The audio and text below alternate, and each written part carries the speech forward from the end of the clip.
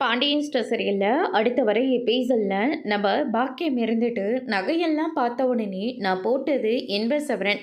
இதை மட்டும்தான் தங்க நகையா மிச்சம் வச்சிருக்காங்க. மீதி எல்லா நகையும் இங்க பாருங்க எல்லாமே கருத்து போயிருக்கு. இப்பதாங்க எனக்கு எல்லாமே புரியுது. இவங்க இதோ நிற்கிறானே இவன் பேரு கதிரு. இவன் இப்பதான் ட்ராவல்ஸ் வச்சிருக்கான். இதே மாதிரி இதோ பேசிட்டு இருக்கல்ல மீனா, இவளோட புருஷனுக்கும் இப்போ கவர்மெண்ட் மேலே வந்திருக்கு. லஞ்சத்தை கொடுத்து கவர்மெண்ட் வேலையை வாங்கியிருக்காங்க. அதுக்காக 10 லட்ச ரூபாய் கேட்டிருக்காங்க. இதே மாதிரி இந்த கதிருக்கும் 10 லட்ச ரூபாய் கொடுத்து ட்ராவல்ஸ் வேறு வச்சுருக்காங்க. இப்போ தான் எனக்கு எல்லா காரணமும் புரியுது. என் பொண்ணுக்கு போட்ட எல்லா நகையும் இவங்க விற்று இவங்களோட பசங்களுக்கு நல்லது பண்ணி வச்சுருக்காங்க அப்படின்ற மாதிரி சொல்லிடுறாங்க. மனசாட்சி தொட்டு சொல்லுங்க, இவங்களோட நகை எப்படி இருக்குன்னு கூட இவங்க யாருக்குமே தெரியாது.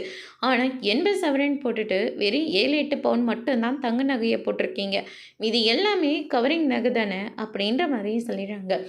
மீனா அதுக்கு அடுத்ததா என்ன நடந்துச்சோ அந்த எல்லா விஷயத்தையும் போலீஸ் ஸ்டேஷனில் சொல்லிடுறாங்க. அதுக்கு அடுத்ததா மயிலையும் சுடரையும் கூப்பிட்டு விசாரிக்கிறாங்க.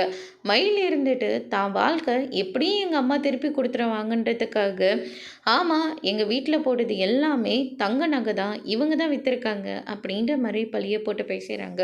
சுடர் இருந்துட்டு அம்மா பேசுகிற எல்லாத்துக்குமே அக்கா தலையாட்டிகிட்டு மட்டும்தான் இருக்கா. எனக்கு அக்காவோட வேலை தான், அக்காவோட வாழ்க்கை தான் முக்கியம் அப்படின்னு சொல்லிட்டு அக்கா சொல்கிறது அம்மா சொல்கிறது எல்லாமே பொய்.